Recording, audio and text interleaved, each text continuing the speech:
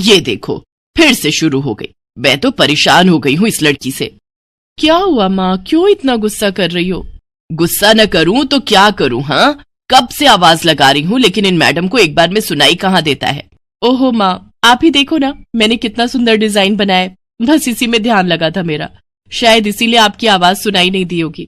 अच्छा बताओ क्या काम है, मैं ये बाद में पूरा कर लूंगी। कुछ काम नहीं, खाने की थाली कब से लगा कर रखी है, अब महारानी को फुर्सत मिल गई हो तो चलकर खा लो। अच्छा खाना खाना है, अब आप शुरू करो, मैं बस 2 मिनट में आऊं। हाँ हाँ पता है तेरे 2 मिनट। इतना कहकर हिना की माँ सुमित्रा गुस्से में वहां से चली गई और फिर खाने की मेज पर। अरे क्या हो गया, इतने गुस्से में क्यों हो भाग्यवान? अब आप ही समझा लीजिए अपनी लाडली को, मेरी तो एक नहीं सुनती। हाँ तो क्या हो गया, तुम पे ही तो गई है। आपको मजाक सूझ रहा है? यहाँ मेरा दिमाग खराब हो रहा है, सारा दिन बस मेहंदी के डिजाइन बनाती रहती है और कोई काम ही नहीं है इसे। इसका मतलब वो सच में तुम पर ही गई है। तुम्हें भी तो मेहंदी लगाने का बड़ा शौक था ना इस उम्र में। हाँ, पर मैं घर का सारा कामकाज निपटाने के बाद ये सब करती थी। अरे ये तो खाना पीना भी छोड़कर बैठी है। सुमित्रा अपने पति सुरेश से हिना की शिकायतें कर ही रही थी कि तभी हिना वहां आ गई। क्या बनाया माँ? खुशबू तो बड़ी अच्छी आ रही है। मिल गई तुझे फुर्सत? हाँ माँ, देखो ना मेरा आज का डिजाइन, पापा देखिए ना कैसा है। सच में डिजाइन तो वाकई बढ़िया बनाया है लाडो। ये लाडो बोल बोल कर आपने ही इसका दिमाग खराब करके रखा है। मेरी जान को कितना काम है पता है, ती जा रही है, मगर ये लड़की मेरी बिल्कुल मदद नहीं करती। ओहो, आज सिर्फ खरी खोटी ही सुनाओगी या कुछ खाना भी मिलेगा भाग्यवान? सुरेश की बात सुनकर सुमित्रा की हंसी निकल गई और उसे हंसता देख सभी लोग हंसने लगे। हिना अपने माता पिता की अकेली संतान थी। हिना को बचपन से ही मेहंदी के नए नए डिजाइन बनाने का बड़ा शौक था। वो कागज पर रोज कुछ न कुछ नया बनाने की कोशिश करती और फिर उसे अपने या अपनी माँ के हाथों पर लगाती। हिना के कॉलेज की पढ़ाई भी अब पूरी हो गई थी, तो अब उसके लिए रिश्ते आने भी शुरू हो गए थे। अरे सुमित्रा कहाँ हो, जल्दी आओ। क्या हुआ जी? जरा इस फोटो को तो देखो, कैसा है लड़का? दिखने में तो बहुत ही बढ़िया है। हाँ, वो कानपुर वाले फूफा जी है ना, उन्होंने बताया इस लड़के के बारे में। अपनी हिना के लिए कैसा रहेगा? लड़का काम क्या करता है और परिवार में कौन कौन है? फूफा जी बता रहे थे कि कानपुर में इनका अपना कारखाना है, वहां ये अपना दोने पत्तल और डिस्पोजल वगैरह बनाते हैं। ये अच्छा पैसा कमा लेता है, फूफा जी की रिश्तेदारी में है। हाँ, पर उससे पहले ये फोटो एक बार हिना को तो दिखा दो, उसे लड़का पसंद आ जाए तभी बात आगे बढ़ानी चाहिए ना। अरे हाँ, ये भी सही कह रही हो। लाडो, ओ लाडो, अरे कहाँ है बिटिया? सुरेश ने फौरन जाकर कमल की फोटो हिना को दिखाई तो हिना को भी कमल पसंद आ गया। उधर कमल को भी हिना पहली ही नजर में भाग गई और इस तरह से कुछ ही दिनों में कमल और हिना की शादी खूब धूमधाम से हो गई। शादी के बाद कमल और हिना अपनी गृहस्थी में बहुत खुश थे। फिर एक शाम। ये क्या लिख रही हो हिना? लिख नहीं रही हूँ, मेहंदी का डिजाइन बना रही हूँ। अच्छा, पर कागज पर क्यों? प्रैक्टिस तो रोज ही करनी होती है ना, तो इसीलिए कागज पर डिजाइन बनाती हूँ। अच्छा, अब जरा दिखाओ तो सही।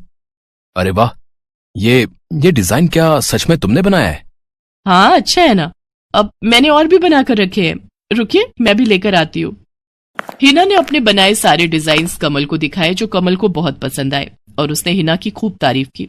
सब कुछ अच्छा चल रहा था और ऐसे ही हंसी खुशी दिन बीत रहे थे। लेकिन फिर एक सुबह। हेलो, क्या हुआ राठी जी, इतनी सुबह सुबह फोन क्यों किया? सर आप जल्दी से आ जाइए, गजब हो गया, अपनी फैक्ट्री में आग लग गई है सर, सब कुछ जल गया सर, कुछ भी नहीं बचा सर, जल्दी आ जाइए आप। फोन पर अपने मैनेजर की बात सुनकर कमल के पैरों तले जमीन खिसक गई। फैक्ट्री पहुंचा तो देखा वाकई फैक्ट्री पूरी तरह से जल रही थी। तभी एक जलती हुई बड़ी सी लकड़ी कमल पर आ गिरी, जिसकी वजह से वो बुरी तरह झुलस गया। उसे फौरन अस्पताल पहुंचाया गया और यहाँ से सब कुछ बदल गया। फैक्ट्री के काम को बढ़ाने के लिए कमल ने हाल ही में कई सारी नई मशीनें लोन पर खरीदी थी। मशीनें तो नहीं बची, लेकिन लोन चुकाने के चक्कर में पहले कमल की गाड़ी बिकी और फिर घर। मजबूर होकर कमल और हिना किराए के मकान में रहने लगे थे। फिलहाल कमल की हालत ऐसी नहीं थी कि वो कोई और काम कर सके। ऐसे में हिना ने घर चलाने का जिम्मा उठाया और वो घर घर जाकर औरतों के हाथों पर मेहंदी लगाने लगी। हालांकि इस काम से उसे बहुत कम पैसे ही मिल पा रहे थे, लेकिन हिना फिर भी पूरी मेहनत कर रही थी। क्या से क्या हो गया ना हिना, मैं किसी काम का नहीं रहा, हम बर्बाद हो गए। मैंने कहा था तुम्हें रानी बनाकर रखूंगा, मगर मेरे रहते हुए भी तुम्हें कितना संघर्ष करना पड़ रहा है। ऐसा क्यों कह रहे हैं आप बिल्कुल चिंता मत कीजिए, देखना धीरे धीरे सब ठीक हो जाएगा। हिना चाहती थी कि वो अपना एक पार्लर खोले, लेकिन फिलहाल ये मुमकिन नहीं था। मेहंदी लगाने का काम भी सीजन पर ही मिल पाता था, तो अब दिक्कत खाने पीने की भी होने लगी। ऐसे में हिना ने एक सेठ के घर मेड का काम करना शुरू कर दिया। और फिर एक दिन, सुन, तुझे कोई मेहंदी वाली पता है क्या? क्यों मैडम? अरे वो तीज आ रही है ना, तो मेहंदी लगवानी थी। हाँ, बाहर इतनी गर्मी है, अब ऐसे में कौन बाहर जाए, तो घर पर ही आकर कोई लगा दे तो बढ़िया रहेगा। अब हाँ मैडम, मैं बहुत अच्छी मेहंदी लगाती हूँ, आप मुझसे लगवा लो। ना ना ना, अगर खराब कर दी तो? तीज की पार्टी है मेरे यहाँ, मेहंदी तो बढ़िया ही लगवानी है मुझे। मैडम आप बिल्कुल चिंता मत कीजिए, और रुकिए, मैं अभी आपको कागज पर मेहंदी का डिजाइन बनाकर दिखाती हूँ, फिर आगे आप ही तय करना। इतना कहकर हिना ने फौरन एक कागज लिया और कुछ ही देर में उस पर एक बहुत ही सुंदर मेहंदी का डिजाइन बना दिया। और फिर, अरे वाह, ये तो सच में बहुत सुंदर है, बिल्कुल नया और बहुत ही खूबसूरत डिजाइन है। अब तो ये डिजाइन मेरे हाथ पर भी सेम टू सेम लगा देगी ना? हाँ मैडम, आप मुझ पर विश्वास कीजिए, मैं बचपन से ये करती आई हूँ। उस दिन हिना ने पूरे मन से अपनी मालकिन के दोनों हाथों पर मेहंदी लगाई। हिना ने जो डिजाइन बनाया था वो एकदम नया था और सुंदर भी। फिर अगले दिन, नमस्ते साहब, वो आपको कुछ? हाँ, मैं तुम्हारा ही इंतजार कर रहा था। ये कल शिवानी के हाथों पर तुम ही ने मेहंदी लगाई थी ना? जी साहब, मैंने ही लगाई थी। अब कोई गलती हो गई क्या मुझसे? नहीं, ऐसी कोई बात नहीं है। बस ये जानना था तुमसे कि मेहंदी का वो डिजाइन कहाँ से देखकर लगाया तुमने? कहीं से नहीं साहब, वो तो मैंने खुद से सोचा था, मैं कभी कहीं से देखकर डिजाइन नहीं बनाती। अच्छा, अगर ऐसा है तो जरा ये कागज और जरा इस पर एक मोर की थीम पर बेस्ड एक डिजाइन बनाकर दिखाओ, पर याद रहे डिजाइन बिल्कुल नया होना चाहिए। जी साहब, बस 2 मिनट दीजिए। हिना ने बस कुछ मिनटों के अंदर वो करके दिखा दिया, जिसे देखकर उसका मालिक साहिल मल्होत्रा हैरान रह गया। वाह, सच में कमाल है ये तो। अब तुमने डिजाइनिंग सीखी है क्या कहीं से? नहीं साहब, सीखी तो नहीं, लेकिन मुझे बचपन से ही शौक है मेहंदी लगाने का, तो बस इसीलिए। समझ गया। देखो हिना, तुम्हारा हुनर लाजवाब है और तुम्हें अपने इस हुनर को ऐसे बेकार नहीं जाने देना चाहिए। जी मतलब? तुम्हें पता है ना, मेरी फैक्ट्री में लेडीज कपड़ों के लिए कपड़ा बनता है, लेकिन काफी समय से मैं परेशान हूं, क्योंकि सूट साड़ियों वगैरह के लिए मेरे पास नए डिजाइन्स की कमी पड़ गई है। लेकिन अब लगता है ये कमी नहीं रहेगी। बोलो, बतौर डिजाइनर मेरे लिए काम करोगी तुम? जी साहब, बिल्कुल करूंगी। ये हिना के लिए सपने के सच होने जैसा था। अब वो काम वाली बाई से एक डिजाइनर बन गई। वो साहिल की फैक्ट्री में बनने वाले कपड़ों के लिए हर रोज नए नए डिजाइन्स बनाने लगी, और इसके बाद साहिल के फैक्ट्री में बनने वाले कपड़े की डिमांड काफी बढ़ गई, और इसके चलते हिना को भी उसके काम की बढ़िया सैलरी मिलने लगी। हिना अब अपनी कमाई से न सिर्फ अपना घर खर्च चलाने लगी, बल्कि उसने शहर के बढ़िया डॉक्टर से कमल का इलाज भी कराया, जिससे कमल बहुत जल्दी ठीक हो गया और उसने भी काम करना शुरू कर दिया। पर इस सब में पूरा 1 साल बीत गया और एक बार फिर से तीज का त्योहार आया। देखिए तो कैसी लग रही हूं मैं? बिल्कुल चांद जैसी लग रही हो। हिना ने नई हरे रंग की साड़ी पहनी हुई थी, जो उसने खुद डिजाइन की थी, और वाकई वो उसमें बहुत ही सुंदर लग रही थी। हिना, तुम सच में बहुत बहादुर हो। मैं तो उस हादसे के बाद उठकर खड़ा ही नहीं हो पाता, लेकिन तुमने सब कुछ ठीक कर दिया। तीज का ये त्योहार ही इसलिए है जी, मैं आपको कभी कुछ नहीं होने दूंगी।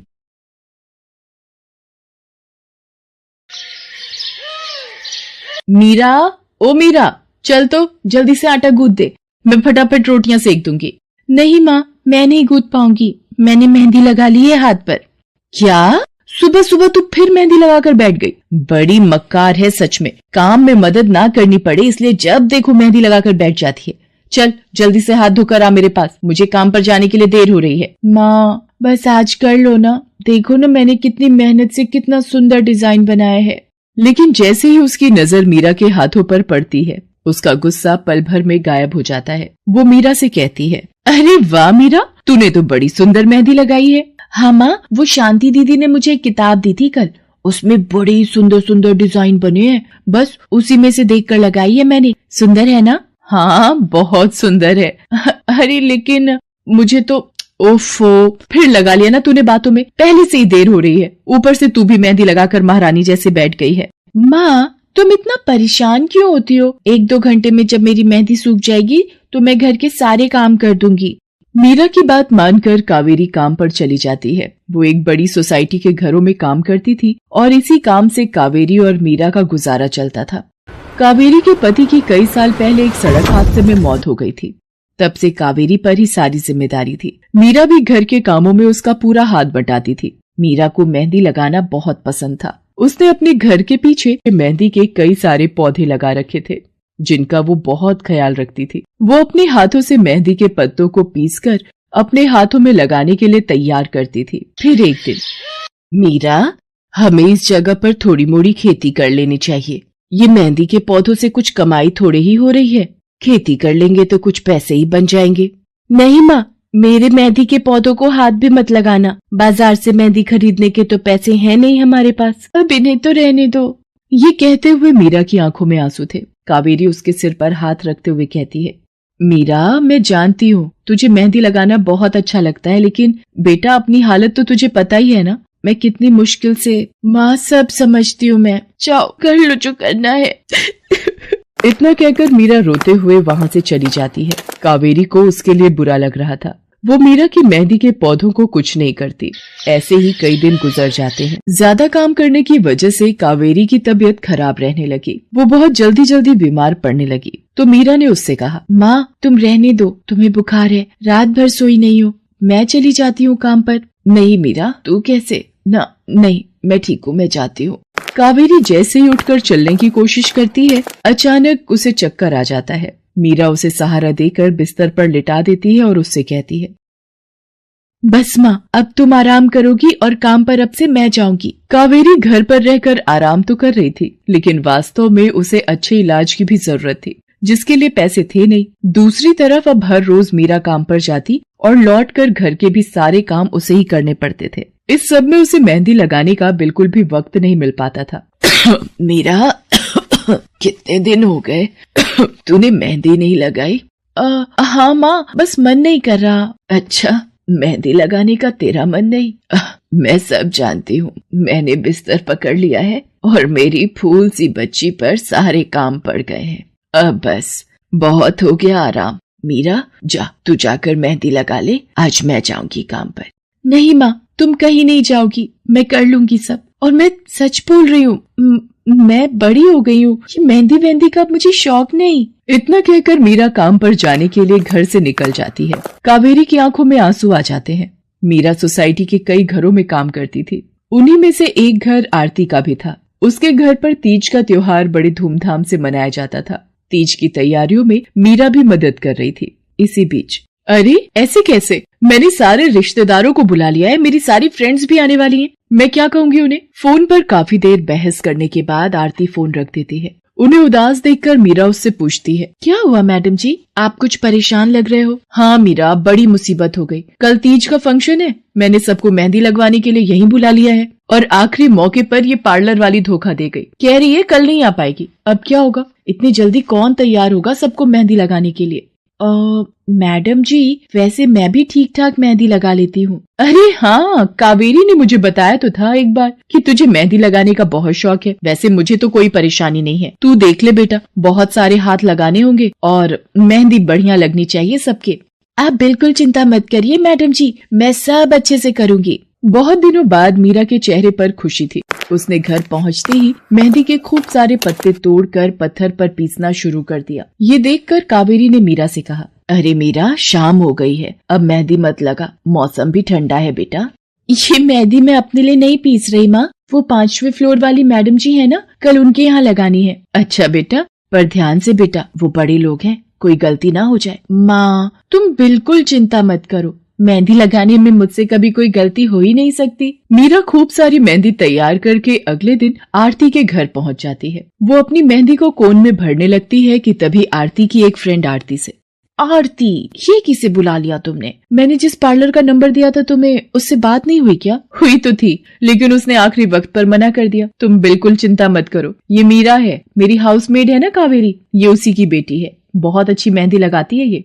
ओफो आरती, तुम भी ना पार्लर की बात अलग होती है, उन लोगों का मटेरियल ब्रांडेड होता है, मेहंदी के रचने की गारंटी मिलती है वहां से। और इसकी मेहंदी तो मुझे कुछ समझ नहीं आ रही, इस पर तो कोई लेबल तक नहीं है, अगर कुछ गलत रिएक्शन हो गया हाथों पर तो।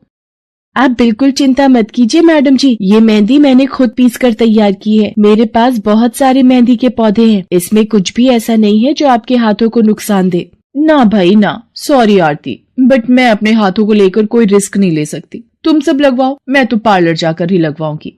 इतना कहकर आरती की दोस्त शालिनी वहां से चली जाती है। आरती मीरा को इशारा देकर काम शुरू करने को कहती है। अरे वाह, मानना पड़ेगा, इस बच्ची ने कमाल की मेहंदी लगाई है। मुझे तो नहीं लगता कि इस मेहंदी का वैसा रंग आएगा जैसा पार्लर वाली मेहंदी का आता है। अब बस भी करो शालिनी, मेहंदी कैसी रचेगी ये कल तक पता चल ही जाएगा ना। बच्ची है वो, उसे इस तरह डराओ तो मत। अरे मुझे क्या, मेरे हाथ कौन सा खराब होने वाले हैं, तुम ही लोग लगवाओ और तुम ही भुगतना। शालिनी गुस्से में वहां से चली जाती है। उसे पूरा यकीन था कि मीरा की मेहंदी रचेगी नहीं, साथ ही हाथों पर उसका गलत रिएक्शन भी हो सकता है, लेकिन जो हुआ वो इससे बिल्कुल अलग था। अगले दिन मीरा के घर पर। अरे मैडम जी, आप यहाँ? आपने तो आज काम पर आने के लिए मना किया था ना, मैं इसीलिए नहीं आई। हाँ, कल तुम कितना थक गई थी, इसीलिए मैंने आने को मना किया। मैं यहाँ तुम्हें काम पर बुलाने नहीं बल्कि किसी और काम से आई हूँ। अंदर नहीं बुलाओगी? अरे माफ कीजिएगा मैडम जी, आइए अंदर आइए। आरती को देखकर कावेरी भी बिस्तर से उठकर खड़ी हो जाती है। आरती के साथ उसकी दोस्त शालिनी भी थी। मीरा उन दोनों को पानी देते हुए कहती है, ये लीजिए मैडम जी, मेहंदी तो ठीक से रची ना मैडम जी? ये तुम्हें मैं नहीं, शालिनी बताएगी। फिर शालिनी अपने हाथ मीरा की तरफ बढ़ा देती है। उसके हाथों पर कई जगह छाले पड़े हुए थे। ये देखकर मीरा उससे कहती है, अरे ये क्या हुआ मैडम जी? मैंने तुमसे मेहंदी नहीं लगवाई, उल्टा तुम्हारा अपमान करती रही, उसी की सजा मिली है मुझे। मैंने सबसे महंगे वाले पार्लर में जाकर मेहंदी लगवाई। मैंने उनसे जोर देकर कहा कि मेहंदी का रंग बहुत बढ़िया आना चाहिए। इस चक्कर में उन्होंने पता नहीं क्या क्या मिला दिया मेहंदी में, और मेरे हाथों का ये हाल हो गया। और दूसरी तरफ तुम्हारी मेहंदी, जिसने भी लगवाई उसके हाथों की रंगत ही अलग है। देखो आरती के हाथ देखो जरा। आरती ने अपने हाथ आगे बढ़ा दिए, जिन पर मीरा के हाथों से लगी मेहंदी का बहुत ही अच्छा रंग चढ़ा था। फिर आरती कावेरी के पास जाकर उससे बोली, बस कावेरी, ये झाड़ू पोछा और बर्तन बहुत करवा लिए तुमने मीरा से, ये अब वो करेगी जो इसे करना चाहिए। जी क्या मतलब मैडम जी? ये अब मेहंदी लगाएगी सबके हाथों पर। हमारी एक दोस्त का अपना ब्यूटी पार्लर है, उसे मीरा का काम और उसकी मेहंदी की क्वालिटी बहुत अच्छी लगी। वो मीरा को अपने यहाँ काम देना चाहती है, अच्छे पैसे भी देगी वो मीरा को, और तो और वहाँ रहकर मीरा पार्लर के दूसरे काम भी सीख पाएगी। आरती की बात सुनकर कावेरी की आंखों में आंसू आ जाते हैं। वो हाथ जोड़कर आरती का शुक्रिया अदा करती है। मीरा भी बहुत खुश थी। अब न सिर्फ वो अपना मेहंदी लगाने का शौक पूरा कर सकती थी, बल्कि अच्छे पैसे कमाकर अपनी माँ का इलाज भी करवा सकती थी। एक समय की बात है, केशवपुर नामक गांव में सरला नाम की एक बूढ़ी विधवा औरत अपने बेटा बहू के साथ रहती थी। सरला की बहू जया स्वभाव से बहुत बुरी थी। वो रोजाना सरला से बात बात पर लड़ती रहती थी। सरला का पति किशन शहर में मजदूरी करता था, इसलिए वो कभी कभी ही गांव आ पाता था। किशन शहर से घर खर्चे के लिए पैसे भेजता तो 2 लिफाफे भेजता, एक अपनी माँ के नाम और एक अपनी पत्नी के नाम। पर जया सरला के पैसे भी अपने पास ही रख लेती थी। ऐसे ही एक दिन, ये सरला देवी और जया जी के नाम के मनी ऑर्डर हैं। लाओ भैया, जल्दी से मुझे दे दो। ये सरला देवी के हस्ताक्षर करके ही उन्हें मिलेगा।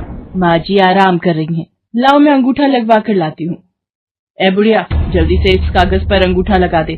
भैया मनी ऑर्डर मुझे दे दो। जया सारे पैसे अपने पास रख लेती है और अपने और बेटे बिट्टू के लिए खाने पीने की चीजें खरीद लाती है। माँ बहुत भूख लगी है। ये देख मैं तेरे लिए कितने सारे पकवान लाई हूँ, पूड़ी, छोले, समोसे, कचौड़ी। चल हम दोनों मिलकर खाते हैं, मजा आ जाएगा। जया बहू, बहुत भूख लगी है, सुबह से कुछ भी नहीं खाया है। अगर थोड़ा सा कुछ खाने को मिल जाता तो। पता नहीं इस बुढ़िया को कितनी भूख लगती है, जब देखो हम माँ बेटे के खाने पर नजर लगाती रहती है। ये ले पकड़, आधी कचौड़ी दे रही हूँ, अब रात तक कुछ खाने को नहीं मिलेगा। और तुझे तो मैंने बोला था कि कपड़े धो देना, तेरे से अभी तक कपड़े नहीं धुले। ये कचौड़ी खाकर चुपचाप सारे कपड़े धो देना, नहीं तो मुझसे बुरा कोई नहीं होगा। बेचारी सरला कचौड़ी का एक टुकड़ा खाकर भला क्या पेट भरती। वो फिर से दोबारा काम पर लग जाती है। एक दिन किशन शहर से वापस आने वाला था। जया को पता था कि जब किशन सरला से पूछेगा कि वो उसे पैसे बराबर भेजता है तो उसे मिलते हैं या नहीं। ये बात सोचकर जया थोड़ा घबरा जाती है और वो सरला से कहती है, ओ बुढ़िया, अगर तूने अपने बेटे से कहा कि तुझे उसके भेजे हुए पैसे नहीं मिलते तो मुझसे बुरा कोई नहीं होगा। वो तो एक दिन रहकर चले जाएंगे, उसके बाद जो मैं तेरा हाल करूंगी ना, फिर तू देखती रह जाएगी। इसलिए अपने बेटे के सामने दुखड़े रोने की कोशिश मत करना। नहीं बहू, मैं किशन को कुछ नहीं कहूंगी। माँ, मैंने तुम्हें पैसे भेजे थे, वो तुम्हें मिल गए थे ना? अरे आप बिना कैसी बातें करते हो? माँ जी को मैं बराबर से पैसे देती रहती हूँ। माँ जी, ये लो गरम गरम पनीर के पकौड़े, आप भी खाओ। किशन 2 दिन रहकर शहर वापस चला जाता है। जया फिर से अपने रूप में आ जाती है। दिन भर सरला काम करके एक दिन चक्की से आटा पिसवा कर लौट रही थी कि अचानक उसे चक्कर आ जाते हैं। रिक्शा में जाती एक लड़की देख लेती है। भैया, इन्हें उठाने में मेरी मदद करो, बेचारी पता नहीं कौन है। सुमन, ये तेरे साथ कौन है? ये रास्ते में बेहोश हो गई थी, मैं इन्हें घर ले आई, लगता है इन्हें होश आ गया है। अब कैसा लग रहा है आपको? मैं ठीक हूँ बेटी, तुम्हारा बहुत बहुत शुक्रिया बेटी। माँ जी, आप इतनी भारी आटे की बोरी अकेले ही उठा कर ले जा रही थी, आपके बच्चे या कोई? सरला की आंखों में आंसू आ जाते हैं, वो रो पड़ती है। माँ जी, कोई परेशानी है तो आप हमसे कह सकते हो, मुझे लग रहा है आप बहुत परेशानी में हो। क्या करूं बेटी, मैं इस जीवन से हार गई हूँ। सरला के दुख का घड़ा फूट जाता है और वो सारा दुख सुमन और बाकी लड़कियों को बताती है। अब इस संसार में जीने की कोई इच्छा नहीं है मेरी। माँ जी, ऐसा मत सोचिए, आप जीवन से यूं निराश मत होइए। अब आप अपनी बहू के पास वापस मत जाना, आप यहाँ हमारे साथ रहो। बेटी, तुम बहुत अच्छी हो, भगवान तुम्हारा भला करे। तुम लोग यहाँ गांव में रहती हो क्या? जी माँ जी, हम मेहंदी वाली हैं, हम लोग मेहंदी लगाने का काम करती हैं और आसपास के गांव और शहरों में मेहंदी लगाने जाती हैं। क्या मैं भी ये काम सीख सकती हूँ? क्यों नहीं, बिल्कुल, और ये तो बहुत अच्छी बात है, हमारे ग्रुप में आप भी जुड़ जाओगे, मैं आपको मेहंदी लगाना सिखाऊंगी। सरला अब उन लड़कियों के साथ ही रहने लगी और कुछ ही समय में वो बहुत अच्छी मेहंदी लगाना सीख गई। इधर जया सरला के कुछ दिन तक वापस न आने से घबरा जाती है। ये बुढ़िया इतने दिनों से कहाँ गायब है, मुझे तो कोई खोज खबर नहीं है। बिट्टू के बापू ने हम सबको अचानक शहर बुलाया है, वहां जाकर अब यही बोलना पड़ेगा कि बुढ़िया की तबीयत खराब थी इसलिए नहीं ला सकी। जया बिट्टू को लेकर किशन के पास शहर पहुंचती है। क्या हुआ जया, माँ तुम्हारे साथ नहीं आई? वो माँ जी की तबीयत कुछ ठीक नहीं थी, इसलिए मैंने उन्हें बोला कि वो गांव में ही रहें, बेकार में सफर करती तो उनकी तबीयत और खराब हो जाती। पर तुमने मुझे अचानक क्यों शहर क्यों बुला लिया? अरे वो हमारे सेठ जी की लड़की की शादी है, इसलिए उन्होंने बोला कि कोई ऊपर के कामों के लिए मिल जाए। मैंने सोचा तुम्हें बुला लेता हूँ, और माँ भी थोड़े दिन के लिए मेरे पास रह लेगी। चलो कोई नहीं, मैं तुम्हें मालकिन से मिलवा देता हूँ। देखो किशन, शाम को मेहंदी का समारोह है तो काम अच्छे से निपटाने हैं, जितने भी मेहमान आएंगे उनके स्वागत में कोई कमी ना होने पाए। आप चिंता मत करो मालकिन, सब हो जाएगा। ये मेरी पत्नी है, मैंने इसे गांव से बुला लिया है, ये सब संभाल लेगी। जया मेहंदी समारोह की तैयारियों में काम करवाने लगती है। सब मेहमान आने लगते हैं। रिचा, मेहंदी वाली अभी तक नहीं आई, कितने बजे का टाइम दिया था? मम्मी, मेरी उनसे बात हो गई है, बस कुछ ही देर में आती होंगी। लो वो आ गई। माँ जी, ये यहाँ कैसे? मेहंदी वाली लड़कियों के साथ? माँ यहाँ? जया, तुम तो कह रही थी कि माँ बीमार है और गांव में है, पर माँ मेहंदी वाली लड़कियों के साथ क्या कर रही है? मुझे कुछ समझ नहीं आ रहा। मैं माँ के पास जा रहा हूँ। माँ, तुम यहाँ इन सबके साथ? किशन बेटा, आप मेरे साथ इधर आइए, मैं आपको सब बताती हूँ। ये लड़की इनको सब कुछ बता देगी। शायद आप नहीं जानते हैं, आपकी पत्नी ने आपकी माँ पर बहुत जुल्म किए हैं, इसीलिए ये बेचारी अपना घर छोड़कर हमारे साथ रहने को मजबूर थी। सुमन किशन को सारी सच्चाई बताती है। सरला की आंखों में आंसू आ जाते। किशन सबके साथ जब घर आ जाता है। जया, तुम्हें शर्म आनी चाहिए, तुमने मेरी माँ के साथ इतना बुरा व्यवहार किया। तुम्हारी वजह से मेरी माँ दर दर भटक रही है। अब तुम मेरे साथ एक पल भी नहीं रहोगी। बिट्टू को मैं पाल लूंगा। अभी के अभी अपने मायके निकल जाओ। ऐसा मत कहो, मैं आप लोगों के बिना कैसे रहूंगी। मुझे माफ कर दो, मुझे माफ कर दो, मेरे से गलती हो गई। माँ जी, मुझे माफ कर दो। किशन बेटा, मैं किसी से भी नाराज नहीं हूँ। जया बहू को माफ कर दे। गलती इंसान से ही होती है बेटा। मैंने जया बहू को माफ कर दिया। किशन जी, आप चिंता मत कीजिए, आपकी माँ जी अब हमारे साथ ही काम करेंगी। उस दिन के बाद जया ने अपना व्यवहार बदल लिया। सरला ने मेहंदी लगाना नहीं छोड़ा। वो अपनी मेहंदी लगाने के काम को करती रही। जया को अपनी गलती का एहसास हो गया था। अब वो भी सरला की बहुत देखभाल करती थी।